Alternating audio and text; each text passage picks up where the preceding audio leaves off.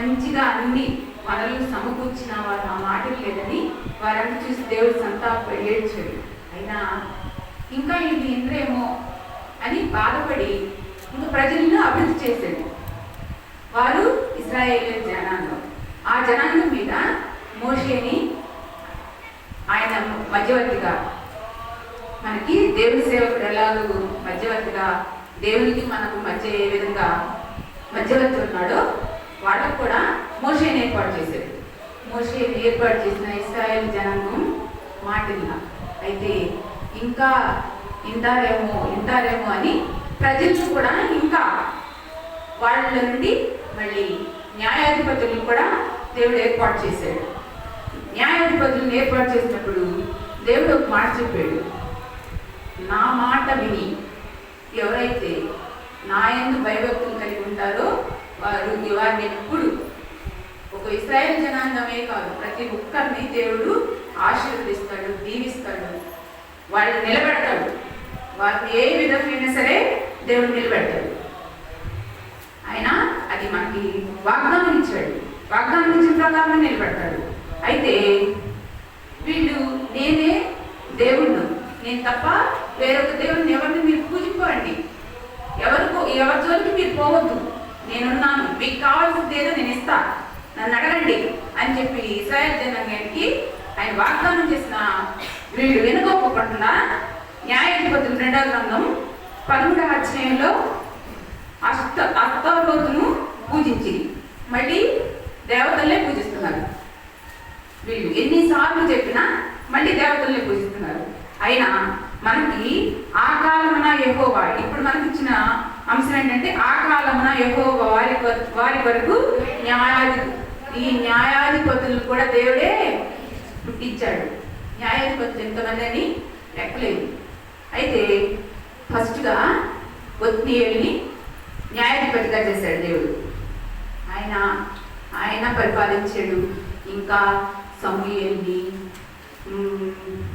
దెబోరాని, alone అను న్యాయాధిపతిని, గిజ్జోను, వీళ్ళందరినీ, అబీమెలెకు, వీళ్ళందరూ న్యాయాధిపతులందరినీ సమకూర్చారు. వాళ్ళల్లో స్త్రీలు కూడా దెబోరా ఉంది. దెబోరా కూడా దేవుడిని, దెబోరా 40 సంవత్సరాలు ఏమో దేవుడిని పరిపాలన చేసింది అనమాట. ఇది ఇశ్రాయేలు జనాంగం అందరి మీద పరిపాలన చేసింది.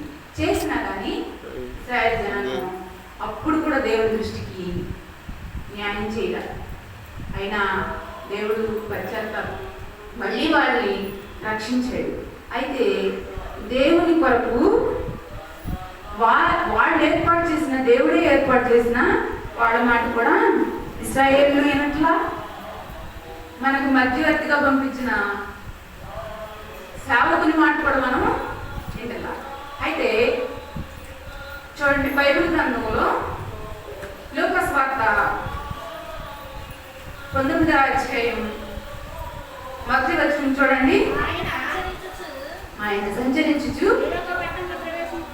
ఎరుకో పట్టణంలో ప్రవేశించి దాని గుండా పోవచ్చుండేను. ఇదిగో సుంకపు గుత్తదారుడు ధనవంతుడైన జక్కయ్య అను పేరు గలవాడు యేసు ఎవరు అని చూడబోలేదు కానీ పొట్టివాడైనందున జనులు గుంపు కూడి ఉండటం వలన చాలు చూడలేకపోయింది. ఈయన ఎవరండి? ఈయన ఏమీ తెలియదు, కానీ దేవుడి మాట వినగానే ఆయన ఎవరో చూడగలేడు. ఈయన దేవుడు సృష్టించిన మనిషే కానీ దేవుడు అంటే తెలియదు. తెలియకపోయినా దేవుడు ఎవరో నేను చూడాలి, ఆయన్ని నేను చూసి ఆయనతో నేను ఉండాలి అని ఎప్పుడైతే అన్నాడో అప్పుడు దేవుడు ఆయన ఏమంటాడంటే, ఆయన చూసినందుకు చూడండి, అందుకు యేసు 9వ వచనంలో అందుకు యేసు అబ్రహాము కుమారుడే, చాలు ఇతడును చూడండి, ఈయన ఎవరు? దేవుడిని అరుగుంటే ఆయన్ని ఇతడును కూడా అబ్రహాము కుమారుడే. అయితే న్యాయాధిపతుల గ్రంథంలో సంసోన్ని న్యాయాధిపతిగా పెట్టారు. సంసోన్ ఎవరు? దేవుని వలన పుట్టిన కుమారుడు. మనోహకి తన భార్యకు బిడ్డలు లేనందువలన సంసోన్ని దేవుడిచ్చాడు. అయితే సంసోన్ ఏం చేశాడో చూడండి.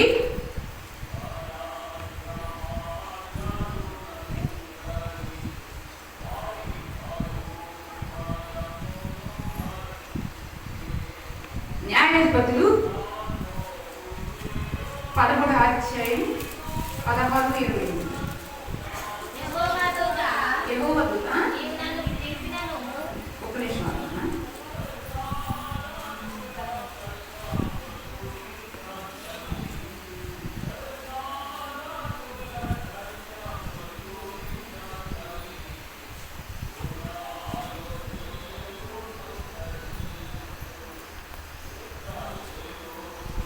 అయితే ఈ సంసోను దేవుని మాట విన్నాడు కొన్నాళ్ళ పాటు.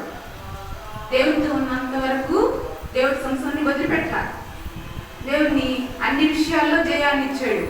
1000 మందిని ఒక్క ఎముకతో కొట్టి చంపేశాడు. కానీ ఎప్పుడైతే దేవుని మాట వినుకోకుండా దేవుడికి కూడా భయపడుకోకుండా ఉన్నాడో అప్పుడేం చేశాడు, దేవుడు ఆయన్ని కూడా చీల్చివేయబడ్డాడంట. ఆయన ఎవరు విడిచిపెట్టేసిస్తాడు దేవుడు ఆయన్ని. ఎందుకు? దేవుని మాట ఇలా దేవుడి వల్ల పుట్టి కుమారుడైనా సరే దేవుని మాట వినకపోతే ఉంచడు. ఎందుకంటే తల్లిదండ్రులు ఎంత ప్రార్థన చేసినా బిడ్డలుగా వినకపోతే ఉంచడు. అదే విధంగా అయినా సరే మనమన్నా బాధపడతాడు, వాళ్ళన్నా బాధపడతాడు. ఎందుకంటే దేవుని ఎరుగునటువంటి వాళ్ళని, దేవుడు ఏర్పాటు చేసుకున్నటువంటి వాళ్ళని దేవుడి మాట ఎందుకపోతే ఇంకో ఉపయోగం ఏముంది? అయితే ఈయన చూడండి, మోషేని నా ఇల్లంతట్లో నమ్మకస్తుడు. ఎందుకు? మోషే ఎంత జాగ్రత్తగా పెరిగాడు దేవుని ఎందు భయము భక్తి కలిగి. ఆయనంట వయసునందును జ్ఞానవంతుడు, దేవుని దయందును మనుషుల దయందును వర్ధిల్లుచుండేది. మనుషుల దయ కూడా ఉండాలి మనిషికి. మనుషుల దయందును దేవుని దయందును వర్ధిల్లుచుంది. యేసు ప్రభు కూడా దేవుని దయందు మనుషుల దయందు. ఆయనకి ఎంత వయసు? చిన్న వయసులోనే, చిన్నప్పటి నుండి దేవునిలోనే ఆయన ఎదిగాడు. అదేవిధంగా ఈయన అదే గెహజీ ఉంటాడు. ఆయన ఎవరు? ఒక సేవకుని దగ్గర ఒక అటు ఇటు కొంచెం మధ్యవర్తిగా చేస్తాడనమాట. ఆయన ఏం చేశాడు? దేవుని మాట విన్న ఆయనకి మాట మోస్తామంటే ఆయనకి ఇచ్చి తీసుకొచ్చుకున్నాడు ఈయన. అందుకని ఈయనకేమైంది? కుష్ఠరోగం వచ్చింది. ఆయనకి వచ్చిన కుష్ఠరోగం ఈయనకి వచ్చేది కూడా కాకుండా తనతో పాటు ఉన్న వాళ్ళ కుటుంబానికి కూడా వచ్చింది. అయితే దేవుని యందు ఆయనకి మన ప్రవర్తన కూడా నచ్చాలి. చూడండి, ప్రసంగి గ్రంథం 5వ అధ్యాయంలో కూడా నీవు నీ దేవుని మందిరం పోనప్పుడు నీ ప్రవర్తన జాగ్రత్తగా చూసుకోవాలి ఎవరైనా సరే. ఎందుకంటే ఉంటాయి మనలో ఇబ్బందులు ఉంటాయి, బాధలు ఉంటాయి, శోధనలు ఉంటాయి. అవి తట్టుకునే కలిగే శక్తి కూడా మనకు మించి దేవుడు ఎప్పుడు పెట్టాడు. మనతో ఎప్పుడు ఆయన సహవాసంతో మనకి మరణం ఏ విధంగా మన ఎన్నింటి ఉంటుందో రక్షిస్తాడు, మనల్ని న్యాయం తీరుస్తాడు. మనం మంచి పని చేసినప్పుడు దేవుడు ఎప్పుడు వదిలిపెట్టడు, మనం చెడ్డ పని చేసినప్పుడు దేవుడు కూడా వదిలిపెట్టడు. మనకి ఎప్పుడు తన స్వరత్వం రక్తంతో మనం సంపాదించాడు కాబట్టి మనకి మంచిని ఒక పక్కన పెడతాడు, చెడు కూడా ఒక పక్కన పెడతాడు.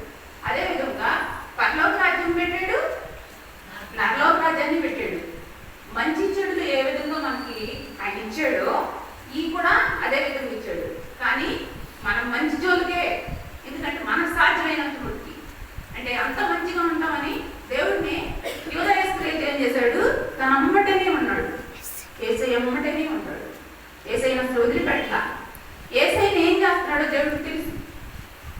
ఆయన తెలుసు ఏం చేస్తున్నాడో, ఏం మాట్లాడతాడో, ఆయన నుండి ఎవరు నన్ను పట్టిస్తాడో. దేవుడితో పాటు నడిచాడు, ఆయన కాళ్ళు కలిగించుకున్నాడు, అన్ని చేశాడు. కానీ దేవుణ్ణి మోసం చేసి ఆ 30 నాణ్యాలకి దేవుణ్ణి అమ్మేశాడు. అయితే అదే హిజ్కియా ఆయన ఏం చేశాడు? ఇంకప్పుడు ఆ బాధ తట్టుకోలేక వెళ్ళి వెంటనే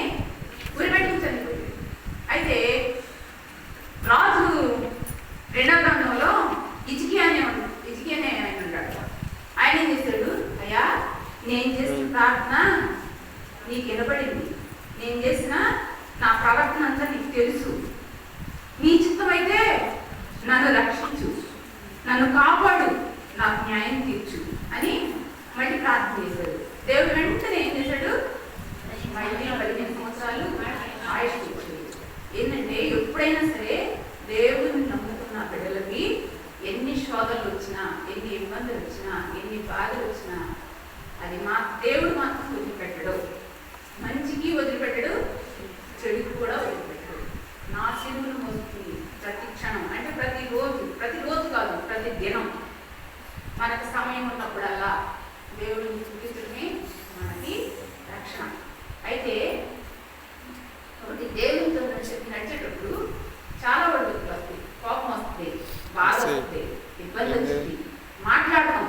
కానీ అది దేవుడిని అడుగుకునే విధానంలో, ఆయన మొరపెట్టే విధానంలో అది మన సాటి ఏంటంటే దేవుడు మన ఒంటరిగా వెళ్ళి ప్రభువా తెలిసి తెలిసి మాట్లాడు క్షమించు, ఇదే మన ఆజ్ఞ, ఆయన మన కట్టడ, ఆయన మొరపెట్టే విధానం.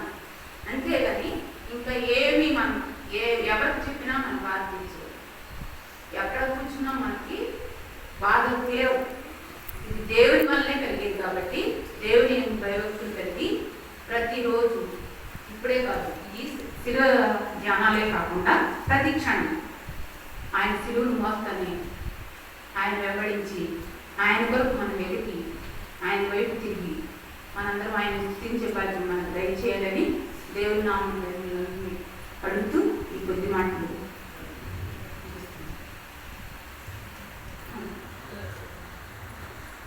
వాక్యాన్ని సందేశం